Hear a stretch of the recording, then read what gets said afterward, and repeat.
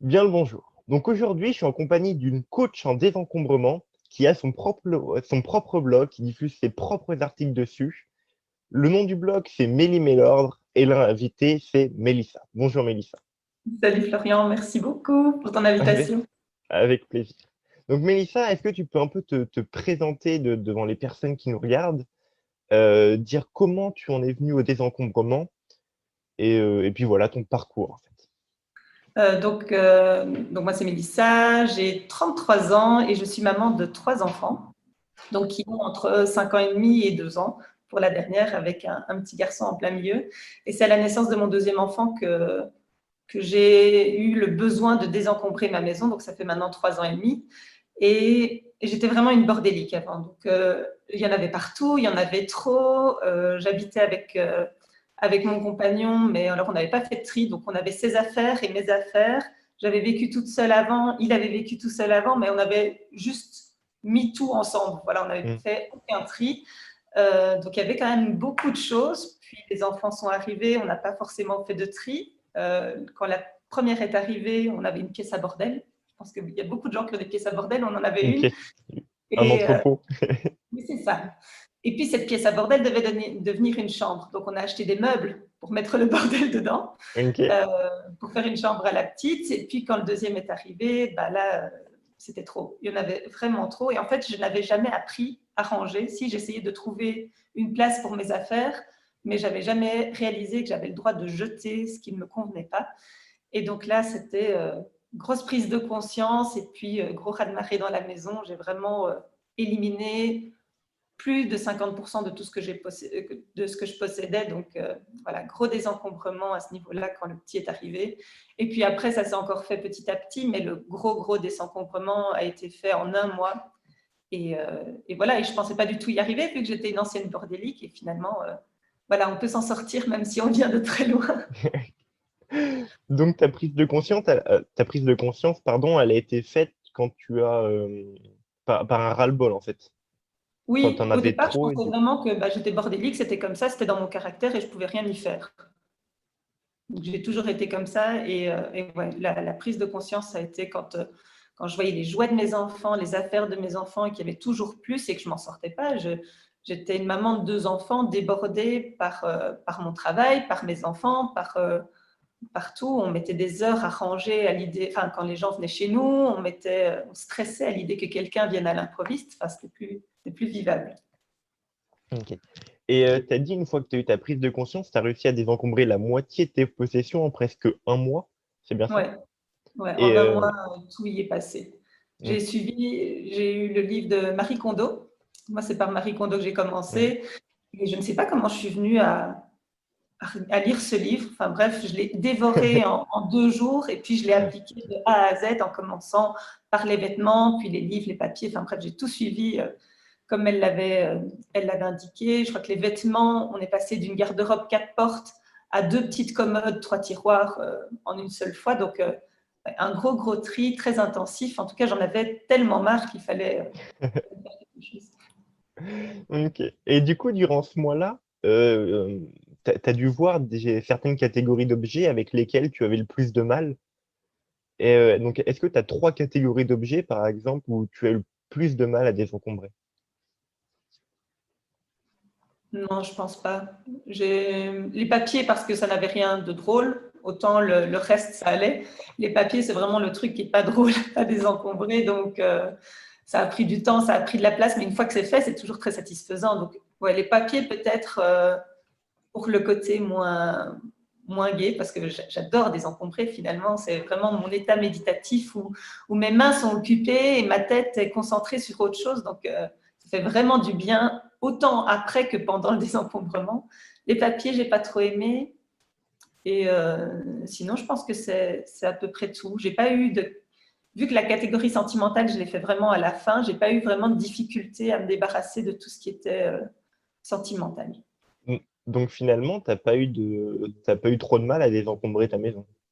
Non, je dis en moins d'un mois, tout était fait.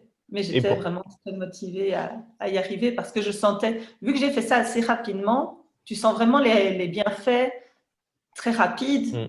le matin, je me lève, je désencombrais. Le soir, je me sentais déjà mieux. J'avais juste envie de continuer à désencombrer encore plus. Donc, quand je restais dans ce rythme-là de désencombrer et d'avoir envie de le faire, ça me faisait du bien. Donc, ça a été assez rapide. Ok. Et selon toi, justement, pourquoi tu as réussi à désencombrer autant, aussi vite et aussi facilement? Je pense que tu as déjà la prise de conscience quand tu rassembles tout. Donc, si tu suis la méthode Marie Kondo et même ce Mm. qu'on conseille généralement quand on propose de désencombrer, c'est de tout rassembler par catégorie en un seul endroit. Et ouais, la prise de conscience, quand j'ai vu mes vêtements et réalisé à quel point il y en avait, des trucs que je gardais alors que je ne les mettais plus depuis des années, qu'on garde au cas où, peut-être qu'un jour je rentrerai dedans à nouveau. Et puis les vêtements de mes 15 ans que je ne mettrai vraiment plus jamais. Enfin bref, j'ai vu la quantité de choses que j'avais et ça m'a dégoûté de voir que j'avais gardé autant et qu'on Mm. pouvait franchement vivre avec moins. Et justement, quand tu as eu cette prise de conscience que tu as mis tous les vêtements là, tu m'as parlé de vêtements au cas où. Et comment tu as fait pour désencombrer cette partie, les vêtements au cas où, comment tu as fait pour t'en séparer? Et j'étais très radicale, hein, moi. Je pense qu'à ce niveau-là, si c'était au cas où, je ne gardais pas du tout. D'accord. Ah Mais oui, c'est. parce que j'avais tellement que je pouvais me le permettre aussi. Mm. Donc, j'ai gardé vraiment les pièces qui m'allaient, les pièces basiques. Je suis partie sur une méthode de critères aussi. Donc, je ne choisissais que la taille qui m'allait, que les couleurs qui m'allaient. Et alors, en plus, j'ai sélectionné certaines matières. Donc, j'avais décidé en plus de ne plus repasser. Donc, tout ce qui était chemisier et vêtements qui se froissent, c'était direct, je ne garde pas et je m'en débarrasse. Donc, ouais, la méthode des critères pour les vêtements a été assez efficace. Ok, parfait.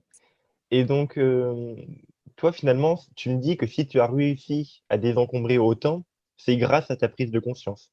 Enfin, c'est parce que tu voyais que tu en avais trop. Oui, Ok. Et oui, donc, et parce que je voulais vraiment arriver à me simplifier. Je savais aussi que si je simplifiais un maximum, voilà, 50% d'objets en moins, c'est 50% de désordre en moins dans ma maison aussi. Donc, plus j'éliminais, plus j'allais avoir une maison épurée, simplifiée, plus j'allais avoir facile, profiter de mes enfants et pas juste enfin, pas juste ranger ma maison, quoi. Donc, c'était ok. aussi mon objectif de pouvoir éliminer tout ce qui ne me convenait plus et de garder que ce qui me faisait du bien et qui me simplifiait le quotidien. Ok. Et maintenant, imagine, il y a une personne qui était comme toi, qui avait beaucoup d'encombrements chez elle, et tu devais l'accompagner, mais sauf que cette personne n'arrive pas à se séparer de ses objets. Donc, quel est le conseil que tu donnerais à cette personne justement pour qu'elle parvienne à désencombrer sa maison? Donc, en gros, si tu devais donner qu'un conseil pour désencombrer sa maison, lequel ce serait? Pour commencer, moi, je dis toujours qu'il faut commencer par quelque chose de facile, de rapide, dont on voit le résultat assez rapidement et qui va nous motiver pour la suite. Maintenant, je pense aussi qu'il faut avoir eu le gros déclic pour arriver à arriver au bout de son désencombrement. Si tu es encore dans une démarche où oui, mais peut-être au cas où, c'est difficile de dire que tu vas te désencombrer si tu ne vois pas non plus l'efficacité du désencombrement et tous les bienfaits. Donc, il y Donc, a ce côté-là aussi. Je ne sais pas s'il y a. Ça dépend où en est la personne. Tout le monde n'est pas prêt à faire le pas du désencombrement. C'est aussi une réflexion sur ta consommation. Si tu n'as pas pris conscience de tout ce que tu avais trop, que tu consommais trop, finalement, tu ne vas pas t'empêcher de consommer et tu risques de te réencombrer par la suite. Donc, je pense que c'est une réflexion sur beaucoup d'aspects à faire. Et donc, ça dépend vraiment de la personne. Il n'y a pas une formule magique. Comme quand j'accompagne les personnes pour désencombrer. Moi, j'ai suivi la méthode Marie Kondo parce que je n'avais pas vraiment d'affect avec mes vêtements. Enfin, je ne suis pas vraiment fashion victime et je n'avais pas vraiment d'attachement à ce niveau-là. Maintenant, les personnes qui ont vraiment de l'attachement à ce niveau-là, ce n'est pas par les vêtements qu'elles vont commencer. Donc, voilà, je pense qu'il n'y a pas une formule magique pour tout le monde. C'est vraiment à prendre au cas par cas. est-ce que tu penses que pour désencombrer sa maison, il faut nécessairement un déclic, un électrochoc? Tu n'as pas eu un déclic, toi? Si? Oui, je pense. Donc, En tout cas, ok. pour faire un gros désencombrement. Parfois, on a juste envie de faire un petit peu d'allègement, un petit peu de ménage de printemps. Et dans ce cas-là, je pense que tout le monde est capable de trier un petit peu sa maison tous les ans. Si tu as envie de vraiment changer ta vie et vraiment simplifier ton quotidien et vraiment désencombrer, là, il te faut un gros déclic. En tout cas, pour Ok. arriver au bout, il te faut un gros déclic. Et tu penses que ce déclic, on peut le provoquer comment? Il y a plusieurs choses qui provoquent le déclic. Soit c'est ton ras-le-bol, soit c'est une envie de changer de vie, soit c'est parfois aussi au niveau de voilà, les familles recomposées qui se mettent ensemble. C'est beaucoup trop d'affaires ensemble Mm. en une fois, donc là, il n'y a pas trop le choix. Ça peut être aussi suite à une dépression, une maladie. Donc, il y a vraiment plusieurs choses qui peuvent faire qu'une personne a envie de désencombrer. Et ça peut être simplement une prise de conscience, une envie de changer de vie et de vivre différemment. Et est-ce que tu penses qu'on peut le provoquer justement ce déclic? Parce que famille recomposée ou une maladie, c'est pas quelque chose qu'on prévoit. Enfin, ouais. Et est-ce que tu penses justement qu'on peut provoquer ce déclic? Par Je exemple, pense pas. tu parlais Non, ça de doit vraiment réunir tous venir ces... de toi. Quelqu'un d'autre ne peut pas te forcer à désencombrer, ne peut pas te provoquer un déclic. Si toi-même, tu n'as pas eu cette prise de conscience, alors tu peux lire des choses, hein, mais tant que tu n'as pas vraiment réalisé pourquoi tu le fais et quel bienfait ça va t'apporter, c'est difficile de C'est provoquer un déclic. c'est intéressant ce que tu parles là justement de savoir pourquoi on le fait. C'est quelque chose que je parle énormément sur le blog, de définir son pourquoi. Et j'ai oublié ce que je voulais dire. Donc, comment m'exprimer? Quand moi j'en parle, je ne parle pas forcément de déclic, je parle du déclencheur. Et c'est vraiment l'élément parfois extérieur à toi qui va faire que tu en as besoin et que tu vas déclencher, enfin, et que tu vas désencombrer. Et puis alors, tu as toutes les attentes. Et les attentes, ça peut être changer de boulot, ça peut être simplifier ton quotidien, ça peut être passer plus de temps avec tes enfants, ça peut être gagner du temps le matin parce que tu es tout le temps en retard et que tu passes une demi-heure devant ta garde-robe à choisir ce que tu mets et tu as l'impression d'avoir rien à mettre. Ça peut être aussi gagner du temps au niveau de tes machines si tu fais ton linge et que tu es toujours débordé. Enfin voilà, les attentes, ça peut vraiment être énorme. Enfin, ça peut être de tout et voilà, c'est propre à chacun. Encore une fois, comme le déclencheur, c'est pour ça qu'il n'y a pas une méthode type. La méthode Marie Kondo est bien, mais elle ne convient pas à tout le monde. Ok. Je vais pas rebondir là-dessus. Donc, en fait, si on résume jusqu'à maintenant, euh, toi, tu penses que pour désencombrer, il faut justement avoir un déclic qui est fort, et donc ça peut passer par exemple, savoir pourquoi on le fait. Oui. Ok. Je reprends ma liste de questions. Du coup, ça c'est fait, ça c'est fait. Euh, Est-ce que tu as une citation qui t'a beaucoup inspiré dans le domaine du minimalisme, ou alors une citation que tu affectionnes particulièrement? Euh, non, alors j'ai un petit répertoire avec plusieurs citations. Maintenant, de là à les connaître par cœur, non. Le posséder moins mais mieux, ça oui. Ça, c'est vrai qu'une fois qu'on a commencé à consommer moins, à avoir moins, on a aussi réfléchi à acheter mieux. Et nous, on est fort parti dans une démarche zéro déchet. En tout cas, c'était difficile pour moi de désencombrer et puis de ne pas revoir ma façon de consommer et la façon dont je produis des déchets finalement. Donc ça aussi, ça nous a... Voilà, c'est un truc qui a été très lié quand on a désencombré, on a enchaîné avec le zéro déchet. Maintenant, au niveau des citations, de mémoire, non, j'en ai pas. Ok. Voilà, mais il y a des petits trucs à retenir quand tu désencombres qui, oui, on continue à me motiver. Un objet rentre, un objet sort. Enfin, des trucs que tu dois garder en mémoire. 50% d'objets en moins, c'est 50% de désordre en moins. Ou le désordre ne se range pas, il s'élimine. C'est aussi une grande citation à retenir quand on veut désencombrer. Donc, il y a des petites phrases comme ça qui restent. Oui. Ok. Et c'est marrant parce que tu viens de parler de minimalisme et de zéro déchet. Je viens de sortir un article dessus. Et donc, tu as commencé à devenir zéro déchet lorsque tu as commencé à désencombrer. Ouais.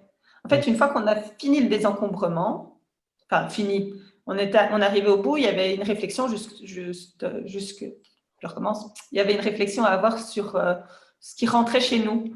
Et ce qui entrait chez nous, c'était tous nos déchets qu'on gardait une semaine en attendant que la poubelle passe et puis qu'on sortait. Et finalement, c'était tout le temps ça à la maison. C'était aussi une réflexion sur, parce que même si on a donné beaucoup de choses, on n'a pas vendu beaucoup. Enfin, je voulais vraiment que ça soit efficace et rapide, donc j'ai pas vendu beaucoup, j'ai beaucoup donné. Mais il y a quand même beaucoup de choses qu'on a jetées aussi. Parce que c'était pas en bon état, parce que, enfin voilà, et donc là aussi, on a eu une prise de conscience sur les déchets qu'on a produits à ce moment-là, tous ces objets qu'on avait achetés qui ont fini à la poubelle. Donc c'est comme ça que le zéro déchet est venu, et donc on a commencé à essayer d'éliminer tout ce qui rentrait, et on a éliminé les cotons-tiges, les essuie-tout, parce qu'au moins c'était plus un flot d'objets qui rentraient et qui sortaient de la maison. Ok. Et donc, tu penses qu'on peut réussir justement à bien concilier zéro déchet et minimalisme? Pour moi, ça va de pair. Voilà, si tu revois ta façon de consommer tes déchets, forcément, tu vas aussi penser à ta façon de consommer les vêtements. Tu vas essayer d'en consommer moins, mais mieux, moins souvent, de les garder plus longtemps, de les réutiliser. Enfin, il y a les 5 règles de Bea Johnson qui sont Mm. vraiment. Enfin, elle est minimaliste aussi, et donc toute sa réflexion, je ne sais pas si tu as lu son livre, toute sa Ouais, réflexion sur sa façon de voir les déchets et de réutiliser, refuser, enfin, ça fait partie du minimalisme. Donc, pour moi, c'est vraiment lié. Et c'est pas plus compliqué. On a toujours l'impression que le zéro déchet, c'est compliqué, mais ça facilite vraiment le quotidien, enfin, je trouve. ok. Je reprends la liste de questions. Ok. Donc, tu nous as parlé de Marie Kondo, justement, c'était La magie du rangement, c'est ça le livre? Ouais. Et alors, Ok. après, j'ai enchaîné avec l'étincelle du bonheur. L'étincelle du bleu. Est-ce que c'est un livre que tu conseilles? Est-ce que c'est un livre que tu conseillerais aux personnes? Oui, parce qu'il est très motivant. Et même si toute la méthode ne nous convient pas, c'est vrai il y a des côtés de cette méthode qui ne sont pas forcément à prendre en compte. Enfin, tu n'es pas obligé de saluer ta maison, tu n'es pas obligé de vider ton sac à main, parce qu'elle préconise de vider tous les jours son sac à main et de le remettre tous les jours. Enfin, tu n'es pas obligé de tout faire et de tout suivre à la lettre, mais il y a quand même une énorme une pensée à garder de ce livre, c'est qu'on ne garde chez soi que ce qui nous apporte de la joie, et oui, donc à conseiller à 100%. Maintenant, à voir si tu pratiques la méthode dans cet ordre-là, si tu l'adaptes à ta sauce. Et même une fois que tu es lancé dans le désencombrement, c'est toujours bien de le relire. Et je trouve qu'il est écrit de façon très motivante à te donner envie de faire plus. Donc, voilà. Ouais, c'est le ressenti aussi que j'ai eu quand j'ai lu La magie du rangement la première fois. C'était le premier livre sur le minimalisme que je lisais. Et c'est vrai que ça m'avait donné envie de désencombrer par la suite. Donc, tu as parlé de La magie du rangement, de L'étincelle du bonheur. Est-ce qu'il y aurait un troisième livre que tu conseillerais aux personnes? Euh, dans les Marie Kondo, je crois que je les ai tous lus, parce qu'elle a fait la version illustrée aussi. Oui, Sinon, au niveau des autres auteurs, il y a Francine G, qui a écrit, je me retiens, le bonheur est dans le peu. mm, Et c'était aussi un très chouette livre à lire sur le désencombrement. Je les ai écoutés en livre audio. Il y avait tous les Dominique Leroux sur l'art de la simplicité et de l'art de l'essentiel. l'essentiel. Donc ceux-là aussi sont très intéressants. Là aussi, il y a à prendre et Oui, à il y a prendre laisser. et à laisser. Donc voilà, c'est vraiment à adapter à soi avec un esprit ouvert, et voilà. Et donc, si tu devais faire le top 3 des livres que tu conseillerais à une personne qui débute dans le désencombrement, ce serait lesquels? La magie du rangement. Oui, Francine G, le bonheur est dans le peu, c'est vraiment un qui m'a bien motivée, que j'ai bien aimé. Et j'ai lu un livre, mais forcément c'est un peu moins connu, Vivre simplement d'Elisabeth Simard, qui est une Canadienne qui a un mode de vie assez slow, assez minimaliste aussi. Et c'est vrai que son livre, elle a toute une approche zéro déchet, une façon de vivre avec les enfants aussi. Donc ça m'a touchée à moi, enfin, moi personnellement, vu que j'avais 2 enfants à ce moment-là. Voilà, sa façon de vivre, de simplifier les choses, de rendre les choses plus simples, et pas forcément de le subir, parce que le minimalisme, c'est vraiment simplifier le quotidien et c'est pas du tout une punition, même pour les enfants. Ils ont peu de jouets, mais ils sont très heureux. Hein. Faut pas croire qu'ils sont punis parce qu'ils ont moins de jouets que les autres. Enfin, voilà. Ils le vivent très bien. Et donc, Vivre simplement d'Elisabeth Simard, c'était aussi un de mes top 3, je pense. C'est marrant, je vais noter parce que je le connaissais même pas. Ah ben voilà. Ok. Prochaine question. Bah ça, du coup, je pense avoir la réponse. Mais qui t'a le plus inspiré dans ta démarche?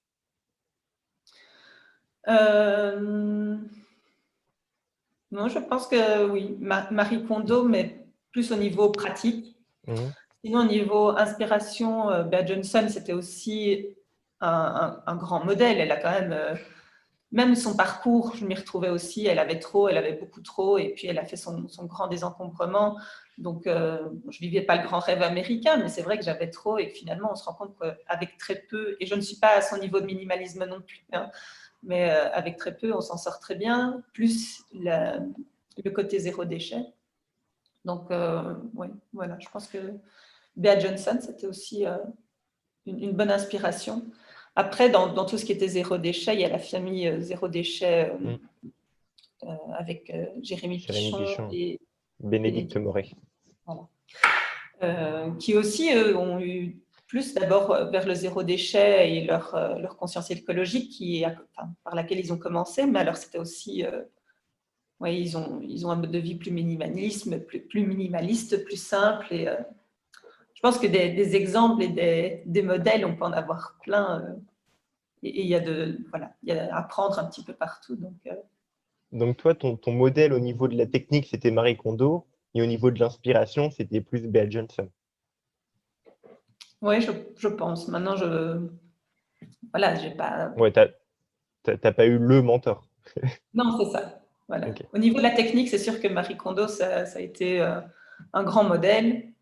Au niveau, ben oui, inspiration, Bea Johnson, Elisabeth Simard, parce elle a aussi fait des vidéos et elle a un blog assez sympa à ce niveau-là. Donc, c'est vrai que c'était, pour le côté maternel, maternité, parentalité, c'est aussi une personne très inspirante. Donc, voilà. Ok. Bah écoute, on a déjà répondu à toutes les questions que j'avais notées. Est-ce que tu aurais un mot de la fin, un conseil, avant de parler de toi et de ton travail, est-ce que tu aurais un mot de la fin et un conseil à donner justement aux personnes qui nous écoutent? Euh, Tu peux prendre le temps de réfléchir. ouais. Non, je pense que s'il y a un conseil que je donne souvent, c'est déjà, il faut commencer. Hein. Oui. On se donne souvent des excuses, je le ferai plus tard ou je vais attendre. Finalement, il suffit de commencer. Une fois qu'on commence, enfin, souvent on apprécie et on a envie d'en faire plus. Donc, je dirais de le faire le plus rapidement possible aussi pour garder justement cette énergie et puis toujours faire des petites catégories qui motivent et qui permettent de garder la motivation jusqu'au bout et d'aller encore plus loin. Et puis, voilà. Et puis, c'est possible. On peut venir de très loin et y arriver malgré tout. Donc, et ça fait tellement de bien que, voilà, faut pas hésiter. T'en es la preuve vivante, de toute façon. Voilà. Et c'est vrai qu'au début, je m'étais dit, mais qui je suis, moi, pour donner des conseils aux gens sur le désencombrement, alors que je suis quand même une ancienne bordélique. Et puis finalement, c'est justement ça qui fait que ça marche, parce que je prouve qu'on peut y arriver. Et donc justement, toi, tu as créé le blog Mélim et l'Ordre que je mettrai en description. Est-ce que tu peux nous en parler un peu plus? Donc, Mehdi Mellort, c'est né sans vraiment le vouloir. J'ai aimé désencombrer chez moi. Et puis, je commençais à ne plus avoir grand-chose à désencombrer. Et l'envie de désencombrer, d'aider les autres à désencombrer est apparue. Et, euh, et puis voilà, enfin, oui, j'avais entendu, je savais que Marie Kondo faisait des accompagnements, mais franchement, je n'ai pas tiqué que ça pouvait être un métier. Aucune idée enfin, voilà, je pensais juste que c'était Marie Kondo et pas les autres. Et puis finalement, j'ai réalisé que ça pouvait être un métier. Donc j'ai découvert en décembre le métier de home organizer et je me suis dit, mais c'est ça qu'il me faut, c'est ça que je dois faire. Et je me suis dit, bah oui, je le ferai dans 10 ans quand j'aurai. Donc je suis enseignante. Donc peut-être que dans 10 ans, j'aurai plus envie d'être enseignante et je le ferai à ce moment-là. Et puis, je sais pas, une suite de coïncidences a fait que c'était trop de coïncidences sur un très court laps de temps et je me suis dit, mais en fait, je dois peut-être essayer. Et mon compagnon m'a un petit peu soutenu, m'a beaucoup soutenu. Il m'a dit, vas-y, n'hésite pas, lance-toi. Donc, en un mois, j'avais monté le site, j'avais tout fait pour lancer l'activité. Et en février, j'ai lancé mes emails ordres en me disant, on verra bien comment ça marche, quoi. Et ça marche plutôt bien, les gens sont assez motivés. Mais alors, pas de bol, j'ai commencé en pleine période de pandémie, donc voilà. Mais les gens adhèrent, enfin, ils ont besoin de conseils, ils ont besoin d'aide pour désencombrer, ils ont besoin de Mm. motivation. Donc, je pense que, voilà, même si c'est au niveau métier, je n'arrive pas à moins d'objectifs actuellement, je sais que j'aide beaucoup de mamans et finalement, c'était ça mon but aussi. Donc, Et donc, toi, tu interviens donc, sur le blog, tu écris des articles, mais tu interviens également en présentiel pour aider les personnes à désencombrer leur maison. ouais, donc je vais chez les mamans qui ont besoin de moi et on désencombre, on voit ce qui pose problème chez elles, on fait une visite de la maison pour voir quelles sont les causes de l'encombrement, quels sont les types d'encombrement qu'il y a chez elles, parce qu'il y a vraiment plein de types d'encombrement possibles, qu'est-ce qui pose problème, et puis alors on définit un objectif. Je peux venir plusieurs fois, je peux venir une seule fois, c'est vraiment sur demande. Donc voilà. Alors après, je fais aussi des accompagnements à distance parce que donc je suis en Belgique, donc parfois des demandes en France, et donc je fais aussi des accompagnements à distance. Et je organise, vu qu'on est confiné et qu'on ne peut pas forcément se voir, j'ai organisé des challenges. Donc, j'ai créé des groupes de mamans et on participe tout ensemble à un challenge et je donne des catégories à trier. Et voilà, elles sont plutôt motivées, c'est gai à voir. Elles reviennent à chaque fois, donc je pense que ça leur plaît. Et c'est vrai que c'est motivant d'être tous ensemble et de Ouais. réaliser aussi qu'on est tous dans la même galère parce que le fait d'être encombré, ça reste quelque chose de tabou, c'est pas quelque chose que tu vas afficher haut et fort. Voilà, donc c'est gai de savoir qu'on est tous dans le même bateau. Ouais, ça crée une espèce d'émulation globale. Oui, c'est ça. Ils sont plusieurs bordéliques ensemble pour avoir une vie plus simplifiée, une maison mieux organisée. Donc, voilà. Ok. Je me suis perdu au penser en même temps que tu le disais. Donc, toi, tu m'as dit que tu intervenais à distance, c'est ça? Donc, ces Oui, distances, c'est par Skype, par exemple. oui, par Skype, par Zoom, Ok. voilà. Et donc, Et, on a une conversation pour savoir un petit peu quel est le déclencheur, pourquoi elles ont tout à coup décidé de désencombrer, quel est l'objectif, quelles sont leurs attentes par rapport au désencombrement, quelle est leur vie idéale. Et puis après, on fait un tour visite guidée en visio de leur maison pour un petit peu voir ce qu'on peut mettre en place et quel est l'objectif. Donc, je donne des devoirs. Et donc, je ok. leur dis, bah, voilà, tu fais ça pour dans 15 jours. Puis 15 jours après, soit je leur envoie un message, soit on refait un rendez-vous. Et je les lance sur une autre catégorie. Donc, c'est des petits challenges personnalisés. Ok. Et toi, tu interviens donc dans les maisons. Est-ce que tu as, une zone d'intervention? Si on n'est plus en confinement, tu as une zone d'intervention où tu peux te déplacer à travers la France? Mais je suis en Belgique, donc la France, ça ferait un petit Ouais. peu loin. mais, euh, mais non, ça dépend. Généralement, je reste quand même dans la région, donc je suis sur la province du Luxembourg, mais enfin, ça m'est déjà arrivé d'aller sur Liège ou sur Namur, donc je suis assez flexible. Ok, parfait. Donc, si vous avez besoin d'une coach en désencombrement en Belgique, vous savez à qui contacter. Ouais, n'hésitez pas. Bon, bah, merci beaucoup, Mélissa. C'était un plaisir de t'avoir aujourd'hui. Et puis, donc, on peut te retrouver sur Mélie Mélord, d'ailleurs, excellent jeu de mots. Je mettrai le lien en description. Merci, Mélissa. Très bonne journée. À toi aussi, merci, salut.